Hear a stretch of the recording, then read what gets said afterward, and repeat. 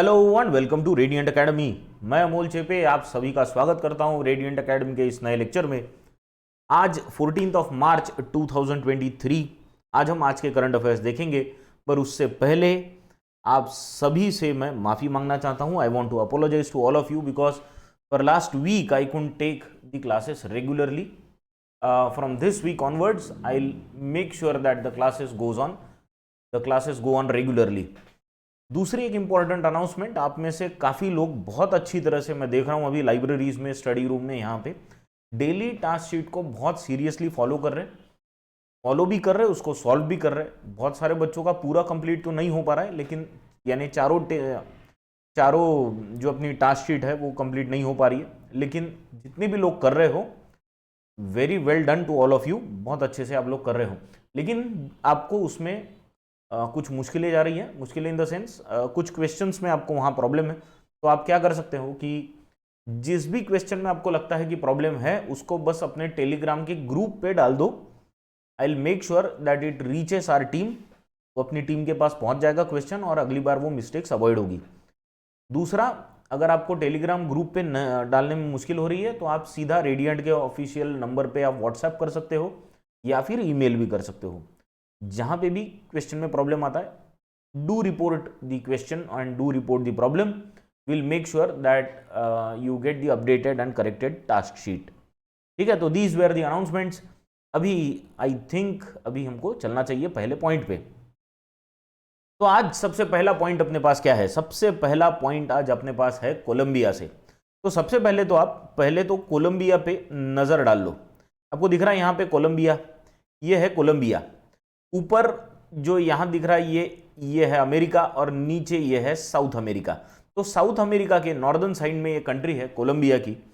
Colombia के पास यानी Colombia की आर्मी से रिलेटेड, मिलिट्री सर्विस से रिलेटेड एक बहुत इंपॉर्टेंट न्यूज अपने पास आई है। न्यूज क्या है कि कोलंबिया ने मिलिट्री सर्विस में पहली बार महिलाओं को शामिल करने का निर्णय लिया है, और ये ऐसा पिछले 25 सालों में वो पहली बार कर रहे हैं। तो which is a very important news, और ये महिला दिन के कुछ ही दिन बाद आई हुई न्यूज है। तो बहुत इंपॉर्टेंट स्टेप है from the side of Colombia. अब क्या है, कोलंबिया में वैसे जो मिलिट्री की स्ट्रेंथ है वो पूरी ऑलमोस्ट 3 लाख की स्ट्रेंथ है, यानी मिलिट्री पर्सनल जो वहां पे है वो ऑलमोस्ट 3 लाख लोग वहां पे काम करते हैं। और ये 3 लाख में कंपलसरी वहां पे ऐसा है कि 18 से 24 साल के जो बच्चे होते हैं, 18 to 24, बच्चे नहीं कहूंगा अभी, युवा कहना पड़ेगा इनको, 18 से 24 साल में जो ये यूथ है, इनको कंपलसरी वहां पे मिलिट्री में सर्विस देनी पड़ती है, मेन को, महिलाओं को नहीं। पर अब वहां की यानी कोलंबिया की जो गवर्नमेंट है, उन्होंने ये डिसाइड किया है कि 18 to 24 की एज में की महिलाओं के लिए भी, लेडीज के लिए भी ये ओपन कर दिया जाए, और उनको कंपलसरी नहीं करना है, लेकिन उनको ऑप्शन दिया गया है कि अगर आप 18 to 24 में हो तो आप मिलिट्री सर्विस ज्वाइन कर सकते हो। ठीक है, और इसके लिए काफी लड़कियों ने आवेदन भी दिया था, और इसी के लिए उनमें से 1296 यानी 1296 वीमेन हैव बीन सिलेक्टेड, और ये 1296 वीमेन को अभी बहुत अच्छी तरह से मिलिट्री का ट्रेनिंग दिया जाएगा। ठीक है, टोटल 3 लाख वहां की मिलिट्री की स्ट्रेंथ मैं अभी आपको बता चुका हूं। इसी के साथ वहां पे 50,000 नए बच्चे हमेशा रिक्रूट होते रहते हैं। जैसे मैंने कहा, वहां पे 18 to 24 में के बच्चों को या युवाओं को मिलिट्री का हिस्सा होना कंपलसरी है ना। इसीलिए जो बहुत बड़ा ये नंबर आता है, ऑलमोस्ट 50,000 लोगों का नया नंबर हर साल कोलंबिया की मिलिट्री में आता है।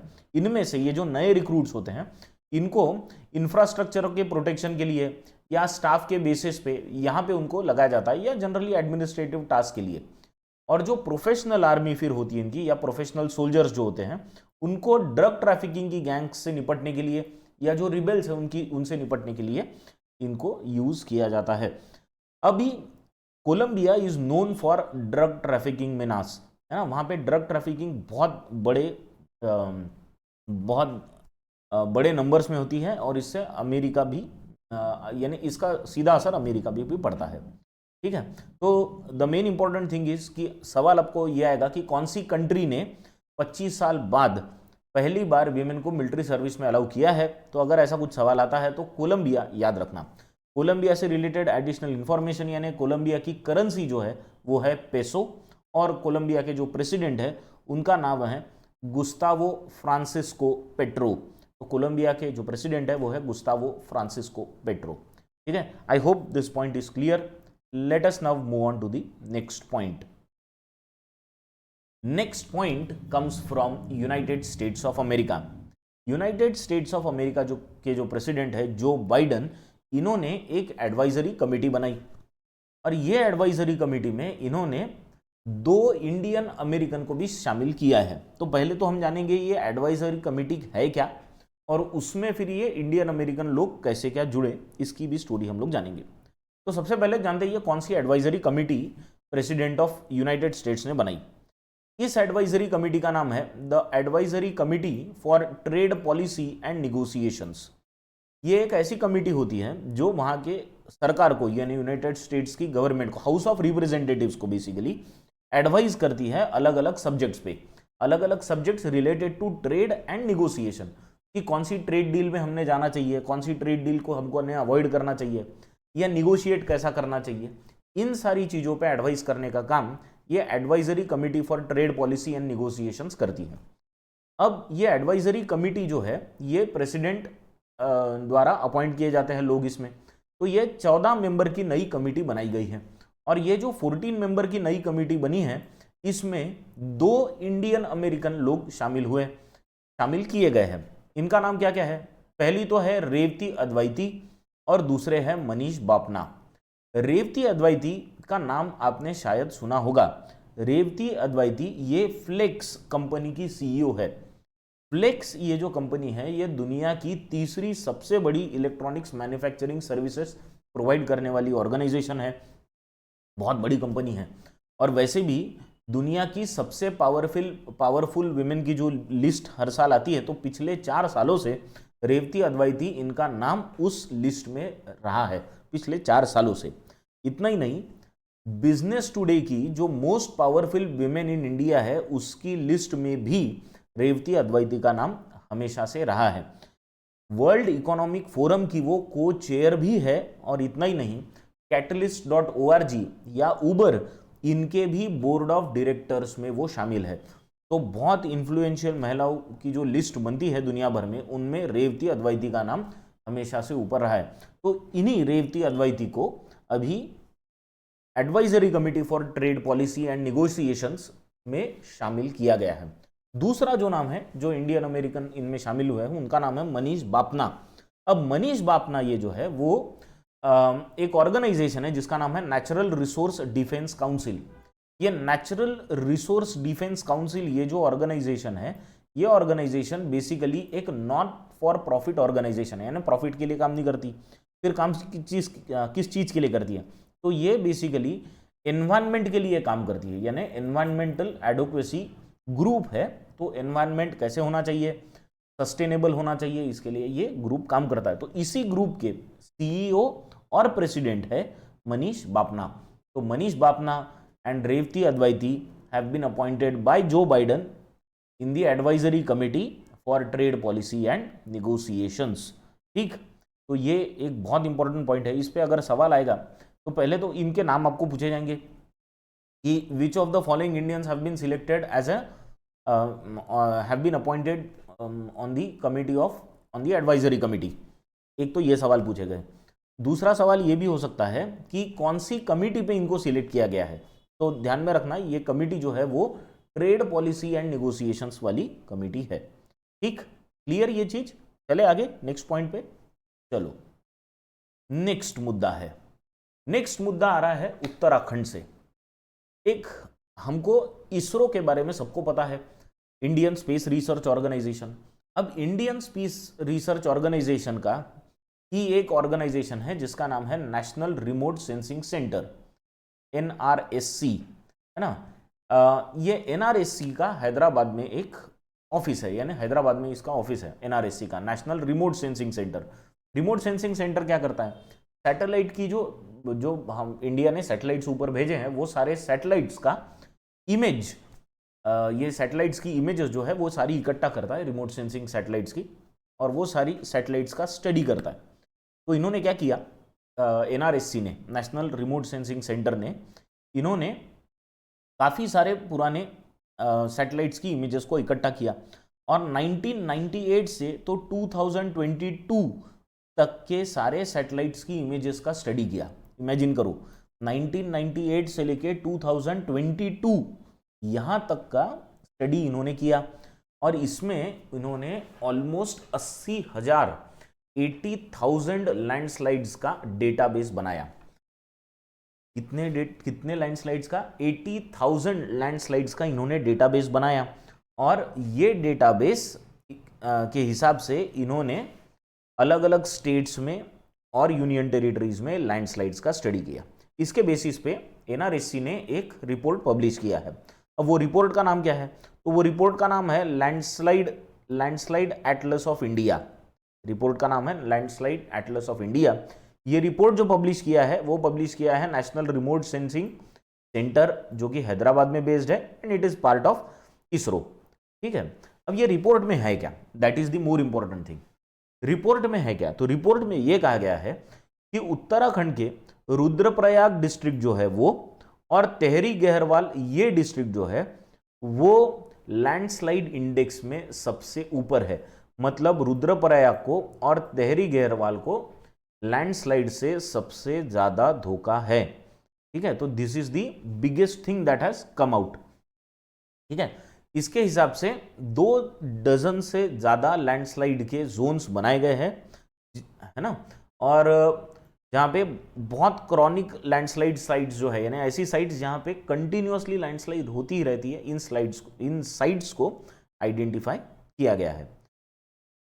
इसके हिसाब से अब ये जो रिपोर्ट है इसमें और क्या क्या है, तो इसमें यह बताया गया है कि रुद्रप्रयाग और तेहरी गहरवाल, जैसे मैंने कहा, ये सबसे रिस्की जोन्स है लैंडस्लाइड के हिसाब से।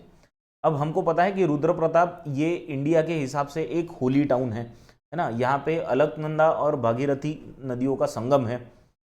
तो यहाँ पे 32 ऐसे जोन्स बनाए गए हैं जहाँ पे लैंडस्लाइड बहुत ज़्यादा तरीके यानी बहुत ज़्यादा हो सकती है। तो इस तरह से ये पूरा डिवीजन किया गया है।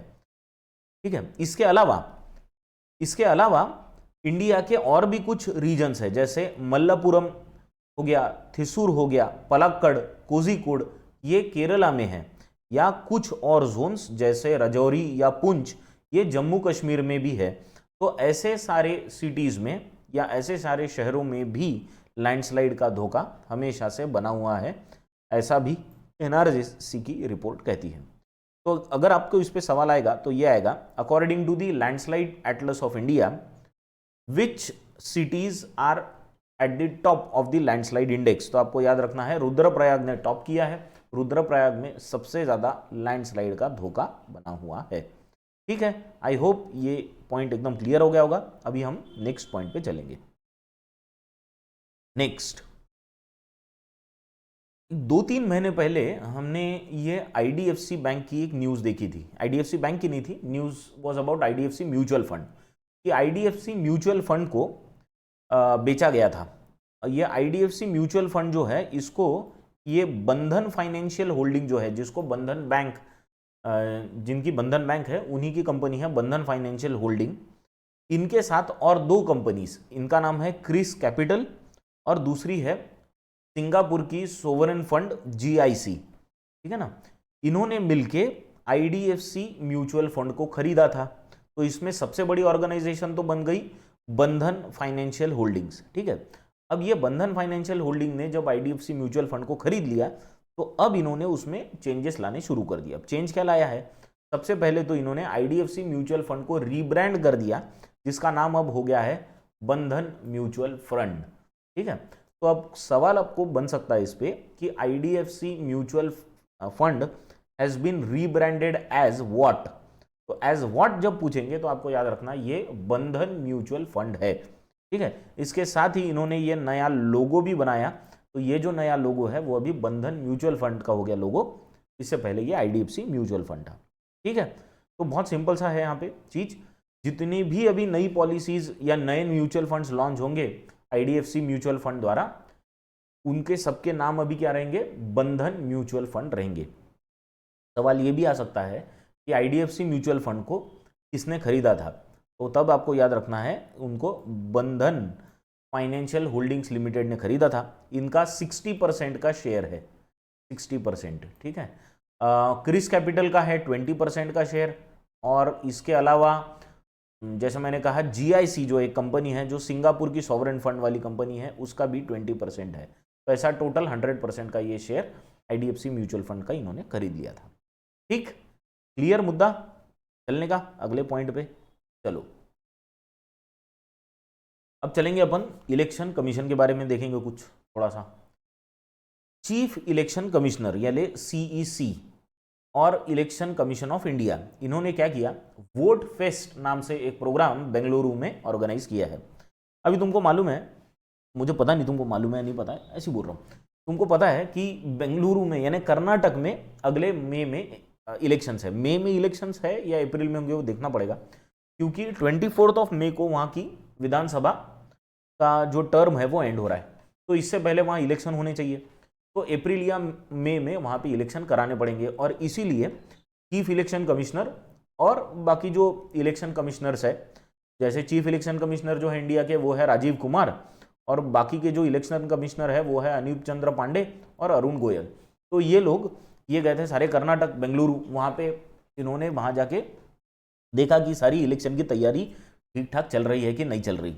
वहाँ पे इन्होंने बहुत इंपॉर्टेंट एक स्पीच भी दिया चीफ इलेक्शन कमिश्नर ने। वहाँ पे उन्होंने कहा कि जब भी इलेक्शन होते हैं ना इंडिया में, तो इलेक्शन कमीशन ऑफ इंडिया की हर इलेक्शन के बाद एक अग्नि परीक्षा होती है, क्योंकि कोई जो पार्टी जीते वो पार्टी छोड़ के बाकी सारी पार्टियां हमको गालियां देना शुरू कर देती है कि इलेक्शन में मैनेजमेंट हुआ था, यानी मैनेज किया गया था। तो हर इलेक्शन उनके लिए एक अग्नि परीक्षा होती है, ऐसा उनका कहना था। तो इसीलिए इन्होंने वहाँ पे एक ऑर्गेनाइज किया प्रोग्राम जिसका नाम रखा गया वोट फेस्ट 2023। तो सवाल पूछा जाएगा कि वोट फेस्ट 2023 ये कहाँ ऑर्गेनाइज किया गया, तो आपको याद रखना है बेंगलुरु में ऑर्गेनाइज किया गया। और किसने ऑर्गेनाइज किया था, तो इसको ऑर्गेनाइज किया था चीफ इलेक्शन कमिश्नर और इलेक्शन कमीशन ऑफ इंडिया ने। ठीक है, अब यहाँ पे और क्या क्या हुआ, तो बहुत इंपॉर्टेंट चीज है कि यहाँ पे एक हैकाथॉन ऑर्गेनाइज किया गया। हमने ये हैकाथॉन वर्ड अभी 2-4 बार देख चुके हैं। तो हैकाथॉन ऑर्गेनाइज किया गया, और ये हैकाथॉन का नाम दिया गया इलेक्थॉन 2023।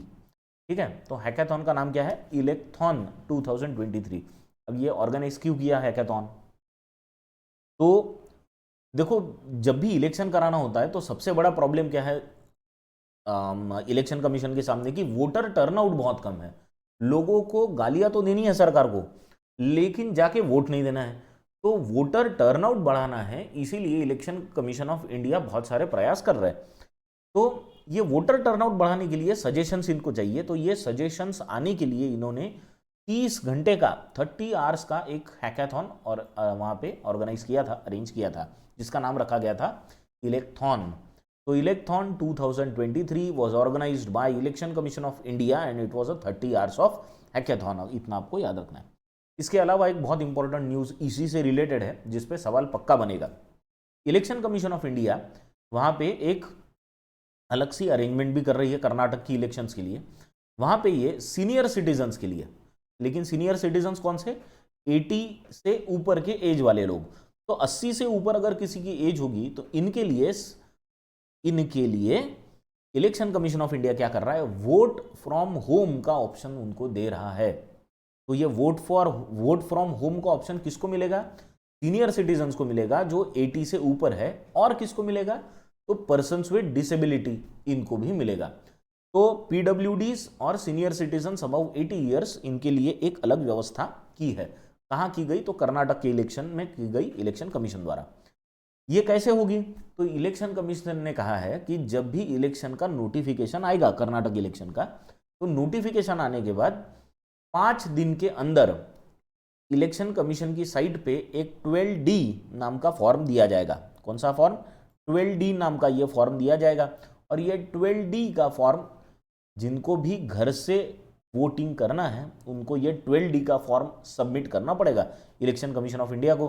तो इलेक्शन कमीशन ऑफ इंडिया उनके घर जाएगी और उनका वोट रजिस्टर कराएगी। इतना खतरनाक इनिशिएटिव लिया है, एकदम बढ़िया। ठीक है, क्लियर ये पॉइंट। तो इस पे 2-3 सवाल बनेंगे जो मैंने अभी आपको बताया। चलेगा, चलने का आगे नेक्स्ट पॉइंट पे। चलो अभी अपन बेंगलुरु में थे, अभी बेंगलुरु से अपन जाएंगे किधर जाएंगे, अभी जाएंगे अपन हुबली। हुबली में अभी प्रधानमंत्री मोदी पहुंचे थे और मोदी जी ने वहां क्या किया, तो वहां पे दुनिया के सबसे लंबे प्लेटफॉर्म का इनॉग्रेशन किया। दुनिया का सबसे लंबा प्लेटफॉर्म, तो अभी दुनिया का सबसे लंबा प्लेटफॉर्म किधर ओपन हुआ, ये हुआ हुबली में, जो कि 1.5 किलोमीटर लॉन्ग है। 1.5 किलोमीटर का प्लेटफॉर्म है। तो जो 1.5 किलोमीटर का प्लेटफॉर्म, देखो यहाँ पे अगर आपको इमेज में दिख रहा होगा तो 1507 मीटर्स का ये प्लेटफॉर्म है, which is the longest platform in the world. और एक इंपॉर्टेंट चीज, दुनिया के 4 सबसे लंबे प्लेटफॉर्म ये इंडिया में ही है। तो मैं आपको उसमें से 3 के तो नाम बता ही देता हूं अभी, है ना। सबसे लंबा प्लेटफॉर्म तो अभी हो गया हुबली में, है ना, जो 1.5 किलोमीटर लॉन्ग है, 1.5 किलोमीटर्स लॉन्ग। ये 07 मीटर्स को छोड़ देंगे साइड में अपन, है ना। दूसरा सबसे लंबा जो प्लेटफॉर्म है, जो अभी तक कुछ दिन पहले तक दुनिया का सबसे लंबा प्लेटफॉर्म था, वो है उत्तर प्रदेश के गोरखपुर में। गोरखपुर बोले तो योगी आदित्यनाथ की कॉन्स्टिट्यूएंसी, जो उत्तर प्रदेश के चीफ मिनिस्टर है उनकी कॉन्स्टिट्यूएंसी है गोरखपुर। तो उत्तर प्रदेश में जो गोरखपुर है, वहां पे जो प्लेटफॉर्म है वो 1366 मीटर्स लॉन्ग है। और तीसरा है केरला में, केरला में जो कोलम जंक्शन है वहां का 1180 मीटर्स लंबा प्लेटफॉर्म है। अभी हुबली के स्टेशन पे क्या एक ही प्लेटफॉर्म है? बिल्कुल नहीं, पहले वहां पे 5 प्लेटफॉर्म थे। 5 प्लेटफॉर्म के बाद अभी आपको पता है सारे रेलवे स्टेशन का अपग्रेडेशन चालू है। तो हुबली का जो रेलवे स्टेशन है वहां पे हुबली यार्ड रीमॉडलिंग प्रोजेक्ट चल रहा था। कौन सा चल रहा था? Hubli yard remodelling project. और ये कहाँ चल रहा था? ये चल रहा था हुबली के रेलवे स्टेशन पे, जिसका नाम है सिधारूड़ा रेलवे स्टेशन। ये यहाँ पे दिया गया आपको। तो सिधारूड़ा रेलवे स्टेशन जो हुबली में है, वहां पे हुबली यार्ड रीमॉडलिंग प्रोजेक्ट चल रहा था। इसी के अंतर्गत 5 प्लेटफॉर्म से प्लेटफॉर्म की संख्या अभी बढ़ा दी गई है 8 प्लेटफॉर्म्स पे। और ये जो 8वां प्लेटफॉर्म है वो दुनिया का सबसे लंबा प्लेटफॉर्म बन चुका है। ठीक है, तो ये एक इंपॉर्टेंट, बहुत इंपॉर्टेंट न्यूज़ है। अपने हिसाब से सवाल पक्का पूछा जाएगा कि कौन से रेलवे स्टेशन पे दुनिया का सबसे लंबा प्लेटफॉर्म है इंडिया में। वो है Siddharoodha railway station which is in Hubli. ठीक है, चलने का नेक्स्ट पॉइंट पे चलो। उत्तराखंड, अभी हम लोग रुद्रप्रयाग और टेहरी गहरवाल के बारे में बात किए थे। अब बात करेंगे उत्तराखंड के पूरे स्टेट के बारे में। वहाँ पे एक बहुत अच्छी स्टेट्स ने, यानी वहाँ के कैबिनेट ने एक स्टेट की स्कीम लॉन्च की है। स्कीम है सेरीकल्चर। इसके लिए सेरीकल्चर आपको पता है, अगर नहीं पता होगा तो बता देता हूँ। सेरीकल्चर मतलब क्या कि सेरीकल्चर यानी सिल्क का फार्मिंग। सिल्क का फार्मिंग कैसे करते हैं? तो सिल्क वर्म्स जो होती है उसका यूज करके सिल्क प्रोड्यूस करने का जो फार्मिंग है उसको बोला जाता है सेरीकल्चर। तो ये सेरीकल्चर पे ऑलमोस्ट 12,000 लोग और फैमिलीज डायरेक्टली या इनडायरेक्टली डिपेंडेंट है उत्तराखंड में, ऐसा उत्तराखंड सरकार का कहना है। तो इनके लिए अगर कोई नेचुरल कैलेमिटी आ जाती है तो इनके लिए कोई सुरक्षा कवच नहीं था। तो ये सुरक्षा कवच प्रोवाइड करने के लिए उत्तराखंड की सरकार ने एक स्कीम लॉन्च की जिसका नाम है रेशम कीट बीमा। ये रेशम कीट बीमा जो है ये इंडिया का पहला ऐसा स्कीम है जो कि सेरीकल्चर के लिए है। और किसने लॉन्च किया? ये उत्तराखंड ने किया। तो उत्तराखंड इसी के साथ पहला स्टेट बन गया है इंडिया का जिसने सेरीकल्चर के लिए एक स्पेशल इंश्योरेंस स्कीम शुरू की, है ना। सुरक्षा कवच मतलब क्या? एक इंश्योरेंस का स्कीम चाहिए कि अगर इन केस कहीं पानी की कमी हो गई, क्लाइमेट चेंज हो गया, है ना, या अदर कोई हजार्ड आ गए, जैसे अपने कहा वहाँ लैंडस्लाइड का तो खतरा बना हुआ ही है, तो ऐसा अगर कुछ हो जाता है तो ऐसे केस में पूरा का पूरा बिजनेस डिस्ट्रॉय हो जाएगा। तो इसलिए फिर एक सुरक्षा कवच चाहिए। तो सुरक्षा कवच क्या चाहिए? तो एक इंश्योरेंस का स्कीम चाहिए। तो इसीलिए एक बहुत बढ़िया सी इंश्योरेंस की स्कीम वहाँ लाई गई है जिसका नाम है रेशम कीट बीमा। ठीक है, तो अभी ये रेशम कीट बीमा जो है वो अभी पायलट प्रोजेक्ट फिलहाल शुरू होगा। और पायलट प्रोजेक्ट में पहले ये 200 सेरीकल्चरिस्ट के साथ शुरू होगा, यानी 200 लोग इसमें सिलेक्ट किए जाएंगे जो अलग अलग 5 ब्लॉक से आएंगे, 4 अलग अलग डिस्ट्रिक्ट से। ये 4 डिस्ट्रिक्ट कौन से हैं? तो ये है देहरादून, हरिद्वार, उधम सिंह नगर और नैनीताल। यहाँ से 200 अलग अलग सेरिकल्चर में काम करने वाले लोगों को सिलेक्ट किया जाएगा और फिर इनको वो रेशम कीट बीमा दिया जाएगा। अब आपको सवाल क्या आएगा? सवाल आपको आएगा कि रेशम कीट बीमा ये कौन से स्टेट ने लॉन्च किया है। इससे ज़्यादा डिटेल नहीं पूछेंगे, स्टेट की स्कीम है, बस इतना ही पूछा जाएगा कि रेशम कीट बीमा लॉन्च करने वाला पहला स्टेट कौन सा है, या सेरिकल्चर के लिए इंश्योरेंस स्कीम लॉन्च करने वाला इंडिया का पहला स्टेट कौन सा है। तो नाम आपको याद रखना है उत्तराखंड। ठीक है, क्लियर? चले नेक्स्ट पॉइंट पे। चलो अब और एक स्टेट की स्कीम के बारे में हम पर जानेंगे। अब कौन सी स्टेट के बारे में बात चल रही है? स्टेट है ओडिशा का। ओडिशा ने एक बहुत इंपॉर्टेंट स्कीम लॉन्च की है और ये जो स्कीम है ये है ट्राइबल्स के लिए। तो ये लाइवलीहुड स्कीम है बेसिकली। अब ये लाइवलीहुड स्कीम मतलब क्या? तो वहाँ पे एक डिपार्टमेंट है, उसका नाम है ST/SC development minorities and backward class welfare department. बहुत बड़ा नाम है ना? तो बेसिकली STs, SCs और माइनॉरिटीज का डेवलपमेंट का डिपार्टमेंट है। तो ये डिपार्टमेंट ने क्या किया कि इन्होंने एक स्कीम लॉन्च की अंडर मुख्यमंत्री जनजाति जीविका मिशन। वहाँ पे ऑलरेडी एक मुख्यमंत्री जनजाति जीविका मिशन चल रहा है, तो उसी के अंडर एक स्कीम लॉन्च की जहाँ पे 500 करोड़ रुपए की ये स्कीम है, जिसके अंडर लाइवलीहुड के सोर्सेस इनको प्रोवाइड किए जाएंगे। लाइवलीहुड के सोर्सेस कैसे दिए जाएंगे?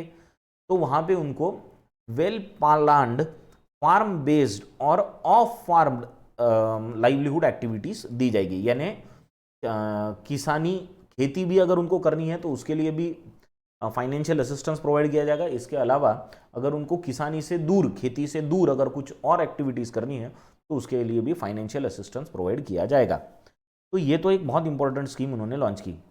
पर आपको पता है क्या, जब हम लोग करंट अफेयर्स की तैयारी करते तो बहुत बार हेडलाइन देखते और उसी से रिलेटेड पॉइंट लेते, लेकिन ये जो कैबिनेट मीटिंग हुई थी उड़ीसा में, जहाँ पे ये डिसीजन लिया गया कि उड़ीसा में हम लोग ट्राइबल्स के लिए एक नया स्कीम शुरू करेंगे, तभी उड़ीसा की कैबिनेट कमेटी ने और एक बहुत इंपॉर्टेंट डिसीजन लिया। वो क्या डिसीजन था कि इंडियन ऑयल कॉरपोरेशन लिमिटेड, अब देखना ये पॉइंट ओडिशा वाले पॉइंट से कंप्लीटली डिफरेंट है। अब ये पॉइंट किससे रिलेटेड है? ये पॉइंट रिलेटेड है IOCL से रिलेटेड, यानी इंडियन ऑयल कॉरपोरेशन लिमिटेड। तो इंडियन ऑयल कॉरपोरेशन लिमिटेड क्या कर रहा है कि ये एक कंपनी डाल रहा है, एक फैक्ट्री डाल रहा है बेसिकली, जिसको बोला गया है ड्यूअल फीड क्रैकर DFC। ये पैराडीप में डाली गई फैक्ट्री है और इसकी इन्वेस्टमेंट पता है कितनी है? इसकी इन्वेस्टमेंट है 58,000 करोड़ की। 58,000 करोड़ यानी 58,000 करोड़ की इन्वेस्टमेंट है। ये स्कीम है सिर्फ 500 करोड़ की, लेकिन इसके अंडर एक जो करंट अफेयर्स का बहुत इंपॉर्टेंट पॉइंट छुपा है वो है कि इंडियन ऑयल कॉरपोरेशन पारादीप में एक 58,000 करोड़ का ड्यूअल फीड क्रैकर ओपन कर रहा है। और ये ड्यूअल फीड क्रैकर जो है वो इथिलीन, पॉलीप्रिपलीन, पॉलीविनिल क्लोराइड यानी PVC, फिनॉल, आइसोप्रोपिल अल्कोहल ये सब बनाएगा। इसके लिए ओडिशा गवर्नमेंट ने बड़ा इंसेंटिव भी अनाउंस किया है। और अगर ये IOCL का प्लांट वहाँ पे लग जाता है, जो कि लगेगा ही, तो this will result in creation of almost 25,000 jobs. कितने जॉब्स की बारे में बात कर रहे हैं अपन? 25,000 जॉब्स के बारे में बात कर रहे हैं। तो 25,000 जॉब्स यहाँ पे बन जाएंगे। ठीक है, तो ये एक बहुत इंपॉर्टेंट पॉइंट है। यानी ओडिशा की ये स्कीम से रिलेटेड नहीं है, लेकिन उसी कैबिनेट में ये इंसेंटिव्स देने की भी बात हुई। तो ये भी आप सबको याद रखना है। ठीक है, चलेंगे नेक्स्ट पॉइंट पे। Next, Central Railway achieves 100% electrification of broad gauge network. Central Railway, अब सेंट्रल रेलवे मतलब क्या? अगर आप यहाँ पे मैप देख सको तो इंडिया का जो रेलवे नेटवर्क है, ये पूरे रेलवे नेटवर्क को 17 अलग अलग जोन्स में डिवाइड किया गया है। 17 अलग अलग जोन्स है। कितने हैं टोटल? 17 अलग अलग जोन्स है। ये 17 अलग अलग जोन्स में एक जोन सेंट्रल रेलवे भी है, जो आपको यहाँ पे ये पर्पल कलर में दिख रहा है ना, ये पर्पल कलर वाला, ये जो है ये इसको बोला जाता है सेंट्रल रेलवे, जिसका हेडक्वार्टर मुंबई में है। अब यहाँ पे इन्होंने इलेक्ट्रिफिकेशन का काम शुरू किया। अब जब इलेक्ट्रिफिकेशन का काम शुरू किया तो अभी ये पूरी तरह से इलेक्ट्रिफिकेशन हो गया, जितना भी ब्रॉड गेज का नेटवर्क है सेंट्रल रेलवे का वो कंप्लीटली इलेक्ट्रिफिकेशन हो गया है उसका। अब आपको लगेगा बाप रे कितनी बड़ी बात हो गई, कंप्लीट इलेक्ट्रिफिकेशन। तो ये कोई पहला जोन नहीं है जिसने कंप्लीट इलेक्ट्रिफिकेशन किया है। एक्चुअली अगर आपको बताऊं मैं तो जैसे मैंने कहा टोटल 17 जोन्स है, जिनमें से अभी ये 7वां जोन बना है जिसका कंप्लीट इलेक्ट्रिफिकेशन हो चुका है। इससे पहले ईस्ट कोस्ट रेलवे इधर का है ना, उसके बाद में North Eastern Railway, North Central Railway, उसके बाद South Eastern Railway, West Central Railway, इनका भी इलेक्ट्रिफिकेशन हो चुका है, 100% इलेक्ट्रिफिकेशन हो चुका है। और अगर आपको एक एडिशनल इंफॉर्मेशन चाहिए तो वो ये है कि पूरी तरह से ब्रॉड गेज का इलेक्ट्रिफिकेशन करने वाला पहला स्टेट जो बना था वो बना है उत्तर प्रदेश। तो Uttar Pradesh has become the first state in the country जिसका ब्रॉड गेज कंप्लीटली इलेक्ट्रीफाई हो चुका है। ठीक है, तो ये 7वां जोन बना है। Central Railway has become 7th such zone to be 100% electrified. और ये आखिरी जोन कहाँ हुआ, तो औसा रोड से लातूर रोड के बीच में जो स्ट्रेच है, ये 52 किलोमीटर का स्ट्रेच है, ये सिर्फ आखिरी एक स्ट्रेच बचा था जिसका इलेक्ट्रिफिकेशन होना बाकी था, तो इसका भी अभी इलेक्ट्रिफिकेशन हो गया। फायदा क्या है इससे, तो इससे फायदा ऐसा होगा कि ऑलमोस्ट 5.24 लाख करोड़ रुपीज नहीं सॉरी 5.204 लाख टन्स का कार्बन फुटप्रिंट यहाँ पे बचेगा ना, जिसकी वजह से अगर रुपए में इसका सेविंग अपन देखें तो ऑलमोस्ट ये 1670 करोड़ रुपए की बचत है, which is a very very big thing. ठीक, तो क्लियर। सवाल आपको पूछेंगे तो ये पूछेंगे कि कौन से जोन का इलेक्ट्रिफिकेशन रिसेंटली 100% इलेक्ट्रिफिकेशन हुआ है, तो याद रखना इट इज सेंट्रल रेलवे। ठीक है, चलने का आगे नेक्स्ट पॉइंट पे चलो। अपने यहाँ पे कोर्ट की जो सिस्टम है पूरी, वो कोर्ट की सिस्टम को मैनेज करने के लिए 2012 में एक सिस्टम बनाई गई थी पूरे कोर्ट्स को मैनेज करने के लिए, जिसका नाम है नेशनल कोर्ट मैनेजमेंट सिस्टम।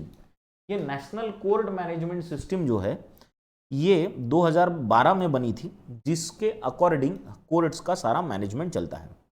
अब इसमें एक चीज़ है कि उसमें बताया गया है कि ये कोर्ट का मैनेजमेंट करने के लिए एक कमेटी बनाना ज़रूरी है।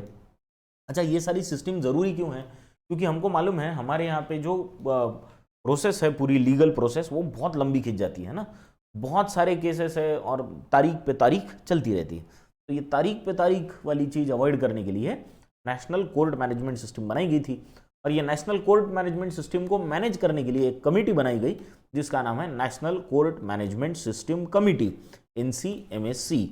तो ये NCMSC का अभी क्या किए गए, अपने जो सुप्रीम कोर्ट के जो चीफ जस्टिस है DY चंद्रचूड़, इन्होंने ये कमेटी को रिकंस्टिट्यूट किया है, अभी फिर से बनाई, नई कमेटी बनाई जो 16 मेंबर्स से बनी हुई है। और इन 16 मेंबर्स की कमेटी का चीफ या चेयरपर्सन जो बनाया गया है, नए चेयरपर्सन जो इनके हैं, उनका नाम है जस्टिस दीपंकर दत्ता। तो जस्टिस दीपंकर दत्ता ये सुप्रीम कोर्ट के जस्टिस है और इनको जिम्मेदारी दी गई है कि अब ये national court management systems committee के चेयरपर्सन बनेंगे।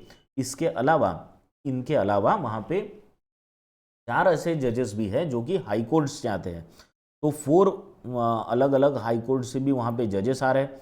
इसके अलावा के परमेश्वर ये सुप्रीम कोर्ट के लॉयर है, ये एक स्पेशल नॉमिनी है from the chief justice of India DY Chandrachud to be on the list और to be on the board और to be on that committee of 16 members.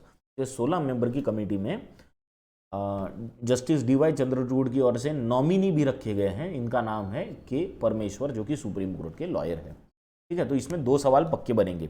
एक सवाल तो ये बनेगा कि national court management system committee के चेयरपर्सन कौन बने, तो आपको याद रखना है ये जस्टिस दीपंकर दत्ता।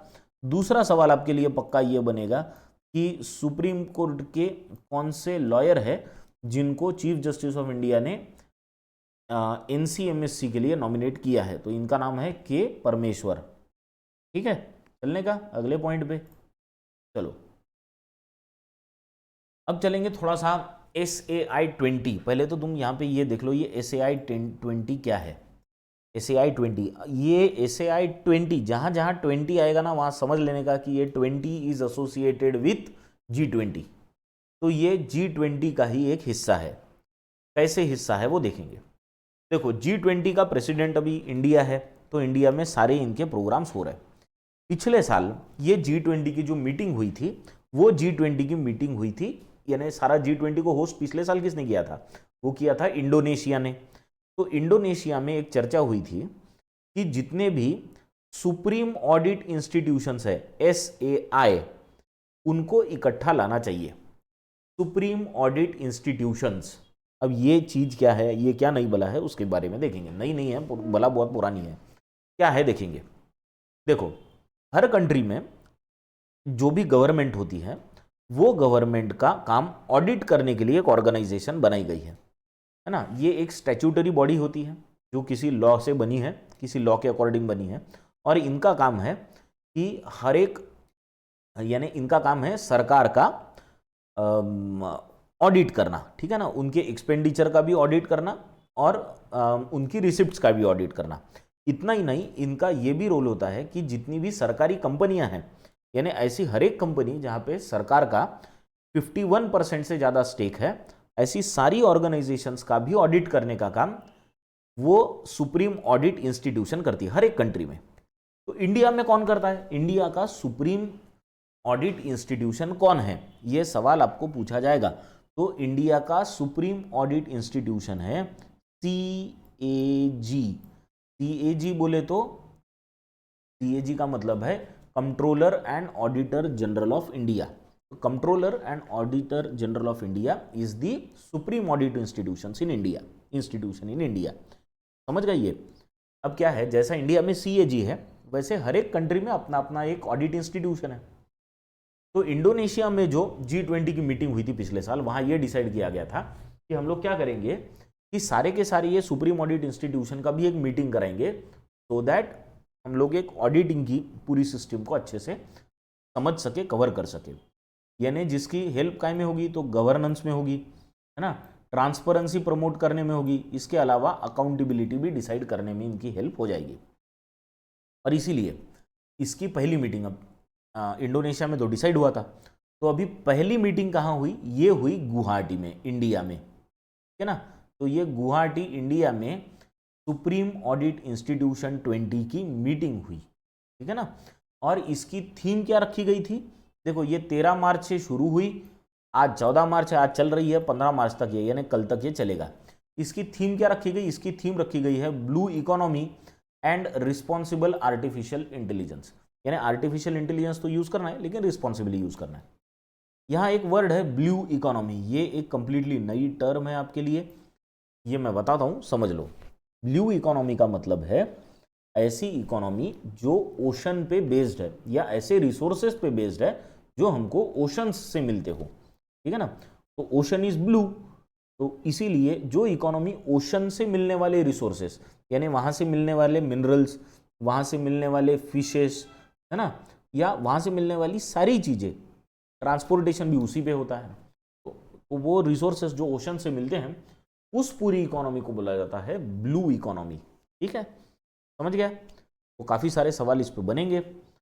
एक सवाल तो ये बनेगा कि पहली SAI-20 की मीटिंग कहाँ हुई थी, तो गुवाहाटी में हुई थी, इतना याद रखना। दूसरा ये सवाल पूछा जाएगा कि इंडिया का SAI कौन है, यानी सुप्रीम ऑडिट इंस्टीट्यूशन इंडिया का कौन सा है, तो आपका नाम याद रखना है controller and auditor general of India, CAG, ठीक है। तीसरा ये भी सवाल पूछा जा सकता है कि ब्लू इकोनॉमी ये किससे रिलेटेड है, तो आपको ये याद रखना है कि ये ओशन से रिलेटेड है, ठीक है। क्लियर, चलने का नेक्स्ट पॉइंट पे चलो। अब सीधा अपन आएंगे गुवाहाटी से नागपुर। नागपुर में, नागपुर की यानी एक नया इनिशिएटिव लॉन्च हुआ है जिसका नाम है बेगर फ्री सिटी। तो बेगर्स से फ्री करने का एक मिशन नागपुर में शुरू हुआ है, और ये मिशन को लीड कौन कर रहा है, तो वहाँ कमिश्नर ऑफ पुलिस जो है नागपुर के, जिनका नाम है अमितेश कुमार, ये लीड कर रहे हैं, जिसमें नागपुर सिटी पुलिस भी, नागपुर सिटी पुलिस तो इन्वॉल्व है ही, साथ में नागपुर म्युनिसिपल कॉरपोरेशन भी इसमें इन्वॉल्व है। ठीक है, बेगिंग जो है वो हम सभी का एक क्या बोलेंगे, हम सभी ने अब उसको बचपन से देखा है, इसलिए बहुत नॉर्मलाइज कर देते हैं हम चीज़ों को, बेगिंग को या बेगर्स को। लेकिन क्या अगर आपको पता नहीं होगा तो बताना चाहता हूं कि there is no central government law for begging in India, है ना, लेकिन स्टेट गवर्नमेंट्स के कुछ लॉज है।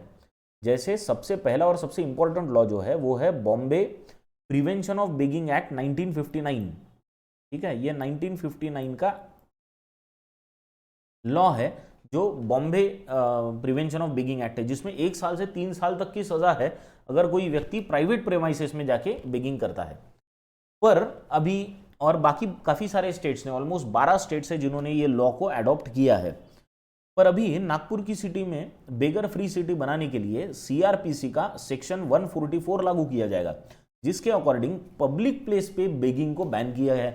प्राइवेट प्लेस में तो वैसे भी ये Bombay prevention of begging act लगी जाता है, पर पब्लिक प्लेस के लिए कोई बैन नहीं था। तो अब पब्लिक प्लेस के लिए 144 सेक्शन का यूज करके बेगिंग करते हुए अगर कोई मिल जाता है तो उसको सीधा वहां से उठाएंगे, उसको पकड़ेंगे, उसको डालेंगे बस में या एम्बुलेंस में और वहां से शेल्टर होम ले जाया जाएगा। तो उस शेल्टर होम्स में वहां रखेंगे और फिर वहां पे उनकी देखभाल करेंगे। तो ये प्लान नागपुर सिटी पुलिस और नागपुर म्युनिसिपल कॉरपोरेशन एनएमसी, इनका सोशल वेलफेयर जो डिपार्टमेंट है, इन्होंने साथ में करने का डिसाइड किया है। सवाल पक्का पूछेंगे कि बेगर फ्री सिटी का मिशन कौन से सिटी में शुरू हुआ है, तो भूलना मत नागपुर में है। ठीक है, चलो नेक्स्ट पॉइंट पे चलेंगे। इंडिया में एक मिनिस्ट्री है जिसका नाम है मिनिस्ट्री ऑफ फूड प्रोसेसिंग। ये मिनिस्ट्री ऑफ फूड प्रोसेसिंग के मिनिस्टर है पशुपति कुमार पारस। ठीक है, इन्होंने अभी एक कॉन्फ्रेंस ली, प्रेस कॉन्फ्रेंस, जिसको कर्टन रेजर प्रोग्राम भी कहा गया। ये कर्टन रेजर प्रोग्राम में पशुपति कुमार पारस इन्होंने बताया कि वर्ल्ड फूड इंडिया 2023 का सेकंड एडिशन इस साल नवंबर 3 से 5 में होने वाला है और वो होगा प्रगति मैदान न्यू दिल्ली में। तो ये एक बहुत इंपॉर्टेंट न्यूज़ है ना। 3 से 5 नवंबर में,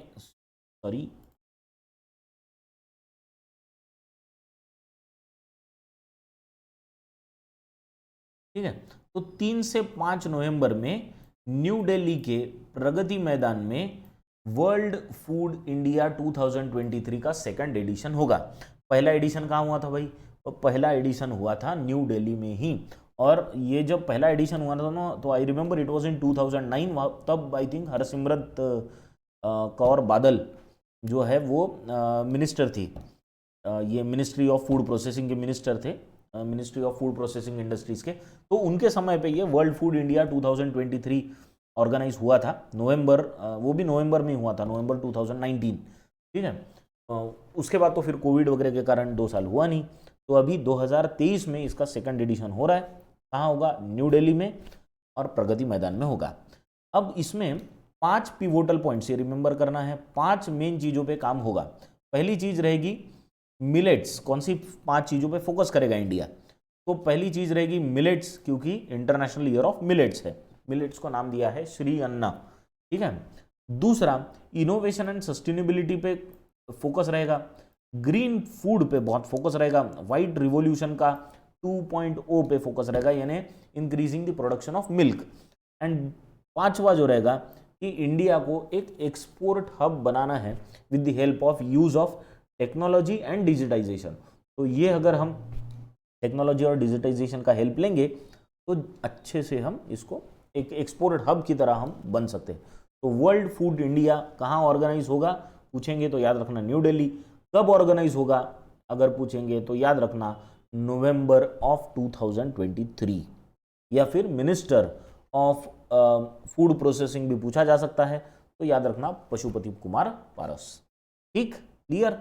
चलो नेक्स्ट पॉइंट पे, ऑस्कर्स। अभी ऑस्कर हुए और आप सभी लोगों को इतना तो पता ही है कि नाटू नाटू सॉन्ग को, आरआरआर का जो नाटू नाटू सॉन्ग है उसको बेस्ट ओरिजिनल सॉन्ग का ऑस्कर अवार्ड मिल चुका है, ये आपको पता ही है। इसके अलावा एक इंडिया की डॉक्यूमेंट्री है जिसका नाम है द एलिफेंट विस्परर्स। इसको बेस्ट डॉक्यूमेंट्री शॉर्ट फिल्म का ऑस्कर अवार्ड मिला। बराबर, ये जो डॉक्यूमेंट्री है एलिफेंट विस्परर्स, देखो आरआरआर और नाटू नाटू के बारे में आप सबको पता है, मैं दूसरे के बारे में बता रहा हूँ, द एलिफेंट विस्परर्स के बारे में। तो ये जो एलिफेंट विस्परर्स है ना, ये एक फैमिली के पास एक छोटा सा 3 महीने का हाथी का बच्चा आ जाता है, और फिर वो फैमिली उसकी कैसी केयर करती है। एक्चुअली ये मदुरई नेशनल पार्क की कहानी है कि ये मदुरई नेशनल पार्क में एक फैमिली रहती है, उस फैमिली के पास एक 3 महीने का बच्चा आता है हाथी का, और फिर उसके साथ वो उसकी हालत बहुत ख़राब होती है, फिजिकली काफ़ी अनफिट होता है, लेकिन उसकी वो बहुत अच्छे से केयर करते हैं, and then he grows into a big elephant. तो ये 5 साल का स्टडी करके एक शॉर्ट फिल्म डॉक्यूमेंट्री बनाई थी कार्तिकी गोंजाल्वेस ने। ठीक है, तो ये इसके बारे में बात कर रहे हैं, तो कार्तिकी गोंजाल्वेस इनका नाम है। तो कार्तिकी गोंजाल्वेस और गुनीत मोंगा, इन दोनों ने मिलकर ये डॉक्यूमेंट्री बनाई, जिसके लिए इन दोनों को ऑस्कर मिला। इन दोनों को मतलब एलिफेंट विस्परर्स, ये पूरी डॉक्यूमेंट्री को ऑस्कर मिला। नाटू नाटू को तो बेस्ट ओरिजिनल सॉन्ग का ऑस्कर मिला ही है ना। इसकी स्टेप तुम सबने ट्राई करके देखे ही होंगे घर पे। इसके अलावा और किसको किसको ऑस्कर अवार्ड मिला उस पर भी थोड़ी सी चर्चा कर ही लेंगे। बेस्ट एक्टर का अवार्ड जो मिला वो मिला ब्रेंडन फ्रेजर को। ब्रेंडन फ्रेजर, आप द ममी ये मूवी अगर आपने देखी होगी तो इनको आपने देखा होगा। ऑफकोर्स तब ये इतने मोटे नहीं दिखते थे। इन्होंने द वेल ये मूवी के लिए काफ़ी वजन भी बढ़ाया था, तो ये द वेल के लिए बेस्ट एक्टर का ब्रेंडन फ्रेजर को ऑस्कर मिला। इसके अलावा पूरे 95th एकेडमी अवार्ड्स में, ये 95th एडिशन था, ये भी याद रखना। तो पूरा 95th एकेडमी अवार्ड जो हुआ उसमें सबसे माहौल जिसने किया, सबसे ज़्यादा अवार्ड्स जिसने जीते, वो फिल्म थी All Quiet on Western Front. इसने काफ़ी सारे अवार्ड जीते। इसके अलावा Everything Elsewhere All at Once, इनको भी काफ़ी सारे अवार्ड्स मिले। ठीक है, तो बेस्ट पिक्चर का अवार्ड जो मिला वो मिला, सॉरी बेस्ट इंटरनेशनल फिल्म का अवार्ड जो मिला, ये बेस्ट पिक्चर का अवार्ड नहीं है। ठीक है, बेस्ट इंटरनेशनल फिल्म का जो अवार्ड मिला वो मिला All Quiet on Western Front. इसके अलावा बेस्ट पिक्चर का अवार्ड मिला Everything Elsewhere All at Once को। बेस्ट डॉक्यूमेंट्री फीचर का जो अवार्ड मिला वो मिला है नावल्नी को। इसमें इंडिया से एक डॉक्यूमेंट्री जो गई थी ऑल दैट ब्रीथ्स, वो ऑस्कर अवार्ड नहीं जीत पाई, है ना। और EEAO जो आपको जो दिख रहा है EEAO, ये EEAO के डायरेक्टर है। अब ये EEAO क्या है, तो EEAO stands for Everything Elsewhere All at Once. ठीक है ना, तो Everything Elsewhere All at Once, इनको काफ़ी सारे अवार्ड मिले, यानी बेस्ट सपोर्टिंग एक्टर का अवार्ड इन्हीं को मिला। बेस्ट एक्ट्रेस जो है मिशेल ईओ, इनको भी Everything Elsewhere All at Once, इनके लिए बेस्ट एक्ट्रेस का अवार्ड मिला। बेस्ट डायरेक्टर का भी अवार्ड इसी मूवी के डायरेक्टर्स जो है डेनियल क्वान और डेनियल शाइनर्ट, इनको मिला है। तो ये है सारे ऑस्कर अवार्ड्स के मेजर विनर्स। इसके अलावा काफ़ी बड़ी लिस्ट और है। ठीक है, तो this was 95th edition of the Academy Awards 2023। ठीक, चलने का आगे नेक्स्ट पॉइंट पे चलेंगे। अभी आज का आखिरी मुद्दा, आज का आखिरी मुद्दा है इंपॉर्टेंस ऑफ द डे। आज 14th of March is known as pi day. Pi यानी 3.14 या 22/7 हम इसको जानते। तो 3.14 होने की वजह से 3rd मंथ यानी मार्च का महीना और 14th की डेट, इसलिए इसको 14th मार्च को मनाया जाता है पाई डे। ठीक है, और इस साल का पाई डे का जो थीम है वो है मैथमेटिक्स फॉर एवरीवन। इसलिए पाई के बारे में अगर आपको थोड़ा सा जानना है तो एक चीज़ और बता देता हूँ आपको पाई के बारे में, कि पाई बेसिकली इज अ रेशो। काय का रेशो होता है पता है क्या? सर्कल होता है ना, सर्कल का, ये सर्कल ही नहीं बन पा रहा है यहाँ पे, चलो ऐसा अच्छा सर्कल, ठीक है। तो ये सर्कल हो गया। तो ये सर्कल जो होता है, सर्कल का सर्कमफरेंस और इसका डायमीटर, इसका रेशियो ये हमेशा 3.14 होता है। सर्कल का सर्कमफरेंस और उसका डायमीटर का रेशियो इज 3.14। तो इसीलिए वो कांस्टेंट होता है पाई, और इसीलिए हम लोग सर्कल का एरिया निकालने के लिए पाई ये कांस्टेंट लेते, पाई आर स्क्वायर, ऐसा हम उसका एरिया निकालते पूरा। और आपको तो पता है दुनिया गोल है, तो गोल जहां पे भी आएगा वहां पे पाई का काम होगा। इसलिए स्पेस साइंस से लेके बेसिक फिजिक्स के प्रॉब्लम्स तक हर जगह ये पाई यूज होता है। इसलिए पाई डे का इंपॉर्टेंस बहुत ही ज़्यादा है। पाई वैसे भी यानी पाई डे सेलिब्रेट करना एक्चुअली 1988 से शुरू किया गया था। और एक इम्पॉर्टेंट चीज़ और, अल्बर्ट आइंस्टाइन दुनिया के महानतम साइंटिस्ट में से एक, इनका बर्थडे भी पाई डे को ही आता है, यानी he was also born on 14th of March।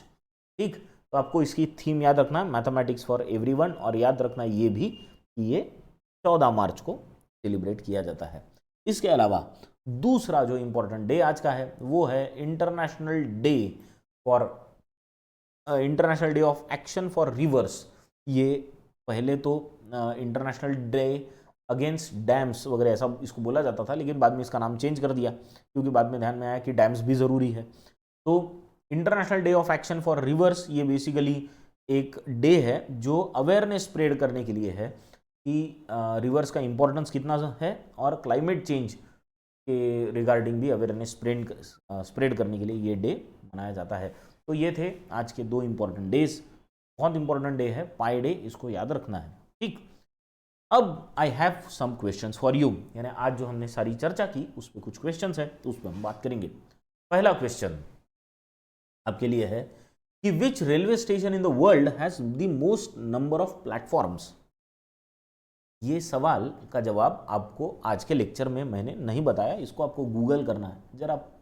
जरा तुम भी सर्च करो, ढूंढो और फिर इसका जवाब दो। ठीक है, तुम्हारे पास ऑप्शन जो है वो है Chhatrapati Shivaji Maharaj terminus Mumbai, Howrah junction, Manchester railway junction या न्यूयॉर्क सिटी रेलवे स्टेशन। इनमें से सबसे ज़्यादा प्लेटफॉर्म्स किस रेलवे स्टेशन पे है आपको बताना है। ये पॉइंट इसीलिए मेरे दिमाग में आया क्योंकि आज हम पहले ही लॉन्गेस्ट प्लेटफॉर्म के बारे में चर्चा कर चुके थे। ठीक है, नेक्स्ट जो सवाल आप सबके लिए है वो है, कौन से स्टेट ने रेशम कीट बीमा शुरू किया है सेरीकल्चरिस्ट के लिए। तो ये दूसरा सवाल आप सबके लिए, ठीक है ना। ऑप्शंस नीचे दिए गए हैं, कमेंट बॉक्स में आपको आंसर देने हैं। तीसरा सवाल है आपके सबके लिए, ब्लू इकोनॉमी ये किस रिसोर्सेज से एसोसिएटेड है। Blue economy is associated with sustainable use of which resources, बराबर है, रिसोर्सेज एसोसिएटेड विथ व्हाट, है ना। यानी ब्लू इकोनॉमी किससे एसोसिएटेड है। ऑप्शंस आपके पास है स्पेस, ओशन, लेक्स या रिवर्स। इनमें से जो भी आपको करेक्ट ऑप्शन लगता है वो आपको कमेंट बॉक्स में देना है। चौथा क्वेश्चन आप सबके लिए है कि कौन सी कंट्री की मिलिट्री सर्विस ने विमेन को पहली बार 25 साल में पहली बार अलाउ किया है। तो कंट्री का नाम आपको बताना है। इसका नाम आपको शायद अभी तक आ भी गया होगा, कमेंट बॉक्स में इसका आंसर देना है। और आज का आखिरी सवाल है कि वोट फेस्ट 2023 ये कौन से इंडिया के शहर में ऑर्गेनाइज किया गया था। ऑप्शंस आपके स्क्रीन पे आपके सामने हैं, बेंगलुरु, भुवनेश्वर, न्यू दिल्ली या लुधियाना। इनमें से जो भी करेक्ट ऑप्शन है उसको आपको कमेंट बॉक्स में देना है। आई होप सारे सवालों के जवाब आपका आ गए होंगे। तो this was the class for 14th of March 2023। आज मैं आपके सामने आया नहीं, वैसे ही मुझे देख के आप लोग बोर हो गए होंगे, पर मैं आपको बताऊं मैं यहीं बैठा हूं। ठीक है, चलो तो बाय बाय।